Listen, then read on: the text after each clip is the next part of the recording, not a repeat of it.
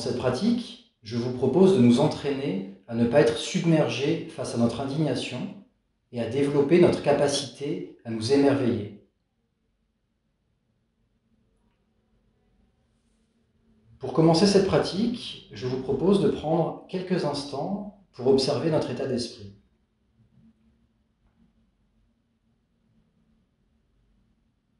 Est-ce que nous sommes plutôt dans la distraction ou la torpeur?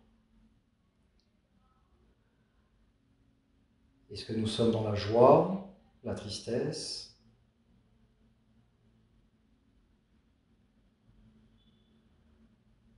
Ou bien est-ce que nous sommes simplement avec un état d'esprit posé, stable, calme?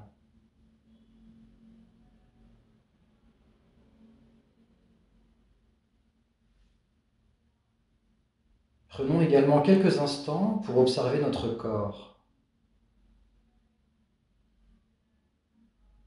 Est-ce que nous ressentons des tensions, des douleurs? Ou au contraire, est-ce que nous sommes détendus?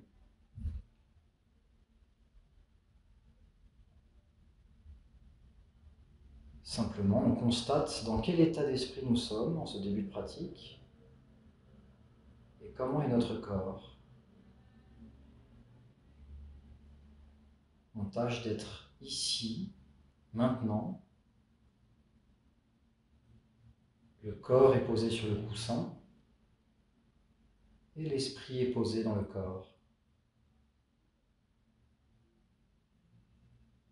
Comme support de méditation, je vous propose d'utiliser notre respiration.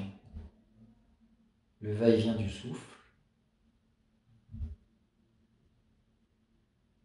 On pose notre attention sur la respiration, sur les sensations de l'air qui rentre dans les narines, qui passe par la gorge, qui remplit les poumons, puis ressort des poumons, repasse par la gorge, et enfin sort par les narines.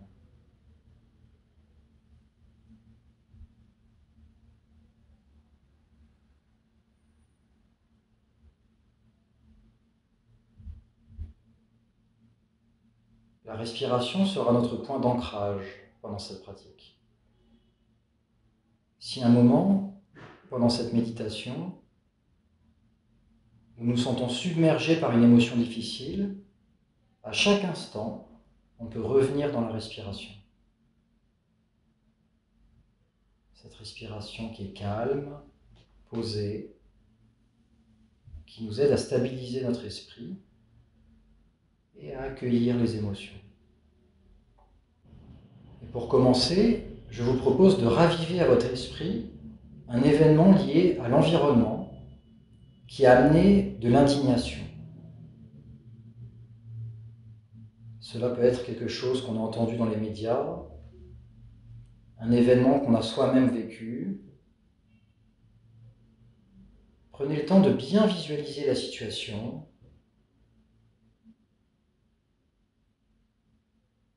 Vous vous souvenez du contexte, du lieu, des gens qui étaient présents, de ce qui a été dit ou fait, ou de ce qui n'a pas été fait.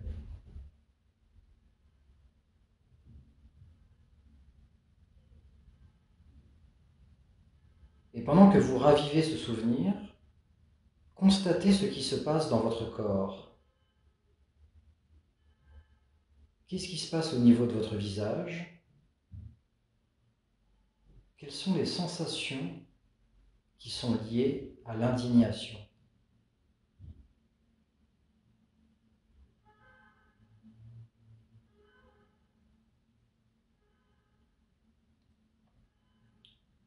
Peut-être que votre gorge se resserre, peut-être que la mâchoire se crispe, se contracte. Quand on visualise cette situation, quand on repense à ce moment qui nous indigne, peut-être qu'il y a des tensions qui apparaissent dans le corps.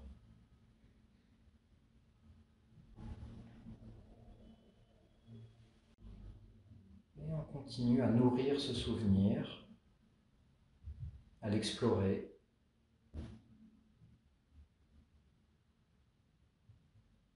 Et quoi qu'il se passe, si l'émotion ou la sensation devient trop forte, on peut revenir sur la respiration.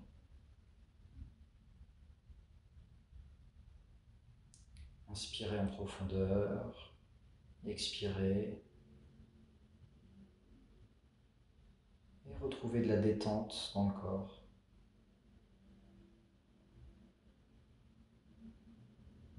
Et au contraire, si vous vous sentez à l'aise dans l'exercice, vous pouvez ajouter des détails qui mettent du bois sur le feu, qui nourrissent cette indignation.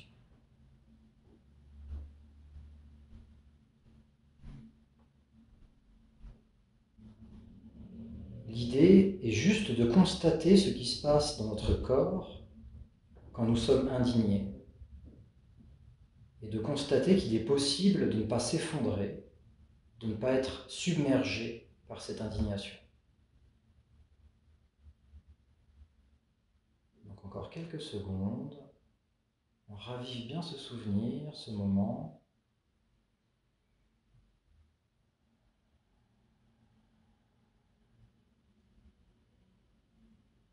On reste bien connecté à la respiration, le point d'ancrage.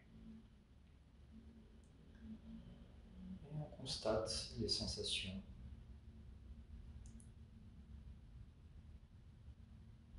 Toutes ces sensations qui sont passagères, qui vont et qui viennent.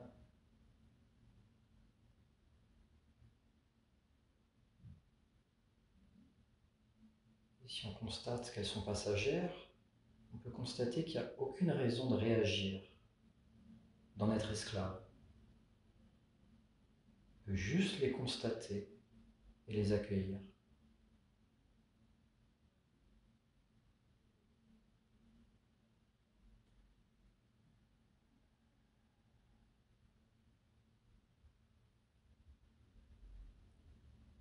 Puis on relâche la concentration, on laisse de côté ce souvenir et on peut bouger un petit peu si on en ressent besoin pour amener de la détente dans le corps. On peut souffler.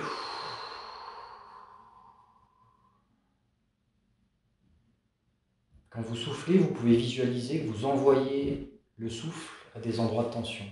Si par exemple il y a une douleur dans le genou, si on sent un blocage dans le dos,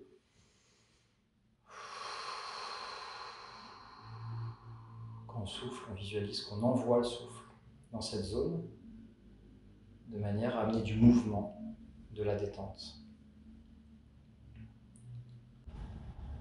Puis on reprend la posture.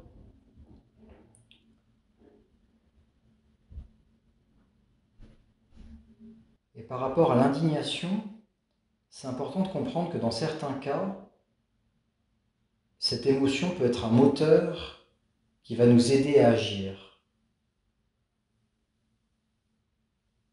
Et dans ce cas-là, si l'indignation nous pousse à l'action, l'indignation est très utile. Mais dans d'autres cas, on va être submergé par l'indignation, et on va en parler autour de nous, on va nourrir cette indignation et cette colère autour de nous.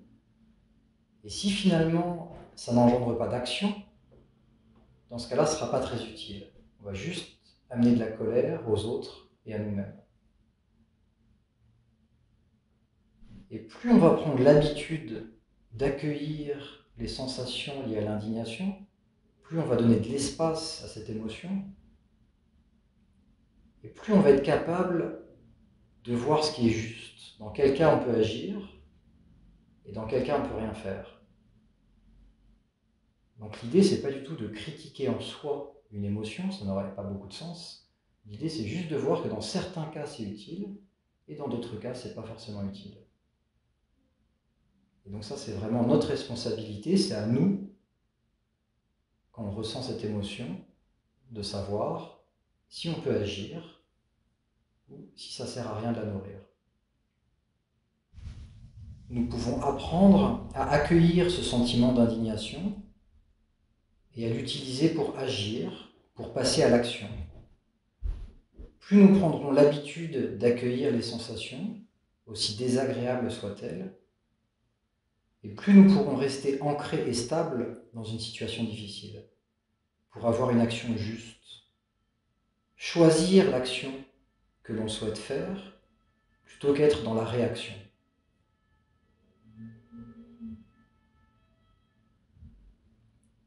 Je vous propose maintenant de penser à un événement lié à l'environnement qui amène chez vous de l'émerveillement.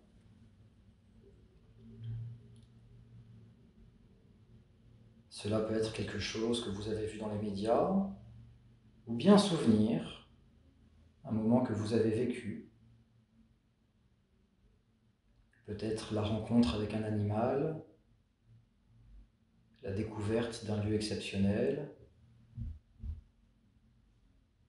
ou la simple vue d'une graine que vous avez plantée et qui est devenue un arbre qui donne des fruits.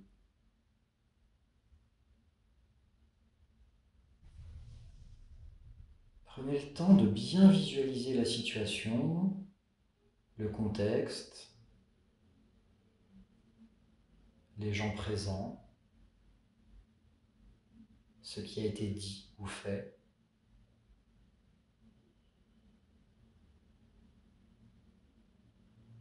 On essaie vraiment de revivre ce souvenir, cet événement.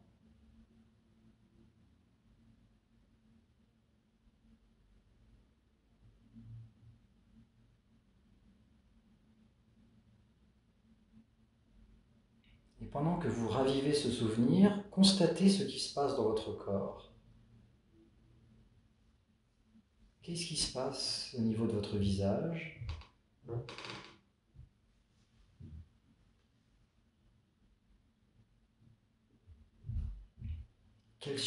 Quelles sont pour vous les sensations qui sont liées à l'émerveillement ?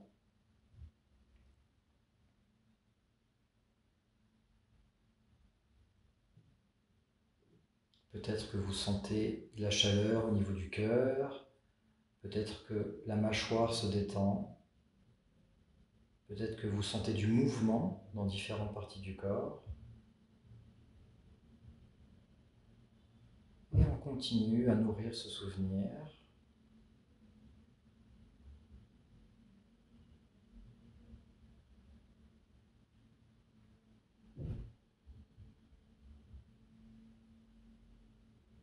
Et on continue à explorer ce qui se passe en nous quand on est dans l'émerveillement.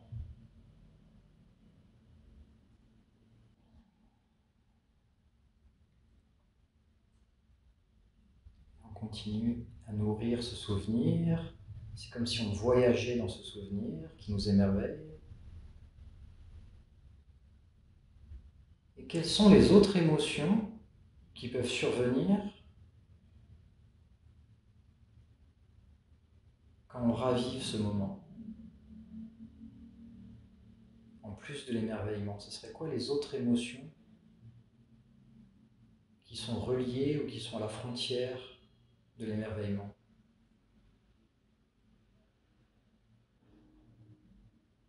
Peut-être que c'est un sentiment de gratitude. Peut-être qu'on ressent de la paix. Juste constater ce qui se passe chez vous.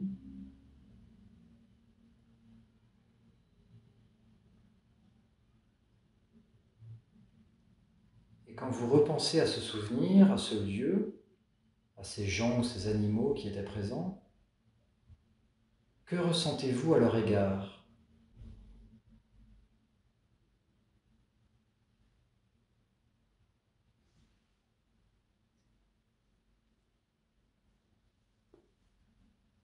Peut-être qu'il y a un sentiment de gratitude à leur égard, peut-être de bienveillance. Peut-être qu'on peut constater qu'on a envie de prendre soin d'eux. On a envie de prendre soin de cet environnement, de ce lieu où on a vécu ce sentiment d'émerveillement.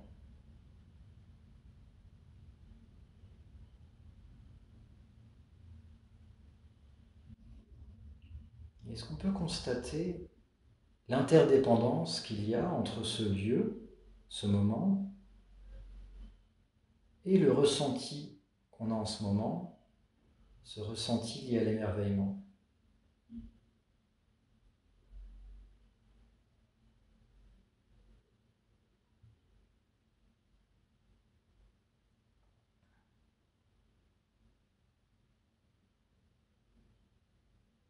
Et alors, si on s'émerveille de la nature qui nous entoure, si on a conscience de l'interdépendance, est-ce que c'est pas naturel d'avoir envie d'agir pour prendre soin de cette nature?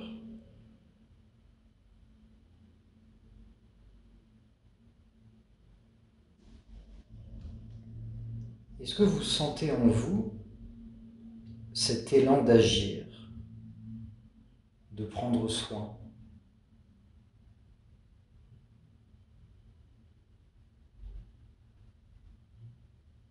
N'hésitez pas à continuer à vraiment prendre le temps de raviver ce souvenir, raviver ce sentiment d'émerveillement, vraiment voir ce qui se passe dans le corps. Et si on sent cet élan, cette envie de prendre soin, est-ce qu'on peut se poser la question, quelle action je peux faire dans ma vie quotidienne pour plus prendre soin de ce qui m'entoure, prendre soin de la nature?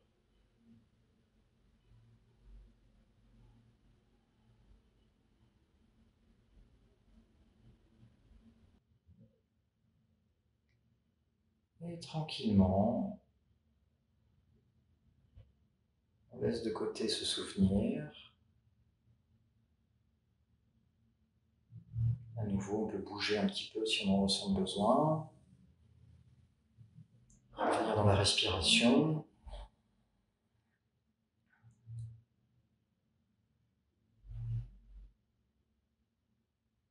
Et dans nos journées quotidiennes, l'indignation peut venir assez naturellement.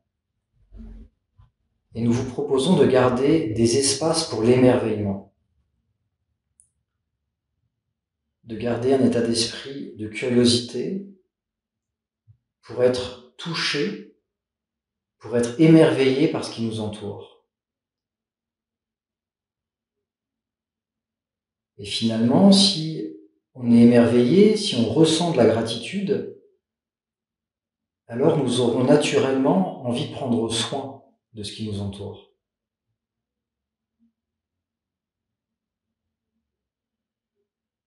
Et pour finir, je vous invite à ouvrir les yeux et à vous laisser toucher par cette petite scène.